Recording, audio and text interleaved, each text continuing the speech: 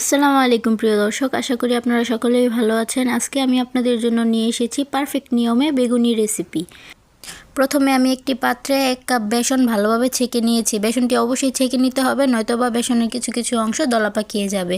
এরপর আমি দিয়ে দিলাম এতে একটুখানি হলুদ গুঁড়ো, মরিচ গুঁড়ো, ভাজা জিরের গুঁড়ো এবং স্বাদমতো লবণ আর একটুখানি বেকিং পাউডার। এখন আমি শুকনো উপকরণগুলো ভালোভাবে মিশিয়ে নিচ্ছি।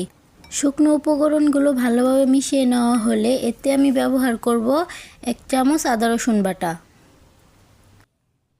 এখন আমি বেসনটিকে অল্প অল্প পানি দিয়ে মেখে নেব। অবশ্যই এই কাজটি আস্তে আস্তে অল্প অল্প পানি দিয়েই করতে হবে, আর নয়তো বেসনের গুলাটা ভালো হবে না। তাই বেসনটা অল্প অল্প পানি দিয়েই মাখতে হবে। আমি প্রথমে একটু পানি দিয়ে আবার আর একটু পানি দিয়ে আমি একটু একটু করে মেখে নিচ্ছি। এই তো আমার বেসনগুলাটা প্রায় পারফেক্ট হয়ে গেছে। এই পর্যায়ে আমি দেখিয়ে দিচ্ছি আপনারা কি করে বুঝবেন যে বেসনটা হয়ে এসেছে। এই যে বেসনের ডোটা একটা আঙুল দিয়ে এরকমভাবে নিলে এই যে আঙুল থেকে পড়বে না, আর পড়লেও 2-1 সেকেন্ডে এক ফোঁটা করে পড়বে। একটু ভালোভাবে দেখে নিন, এরকম হলে বুঝে নেবেন আপনার বেসনগুলাটা হয়ে গেছে।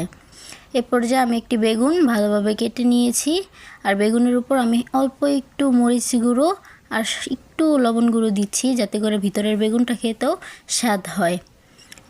এখন আমি আগে থেকেই চুলায় তেল গরম করতে দিয়েছিলাম, দেখে নেব তেলটি গরম হয়েছে কিনা। এই তো আমার তেল গরম হয়ে গেছে। এখন আমি একটি একটি করে বেগুন নিয়ে বেসনে ভালোভাবে ডুবিয়ে আমি কড়াইয়ে ভাজতে দিয়ে দেব।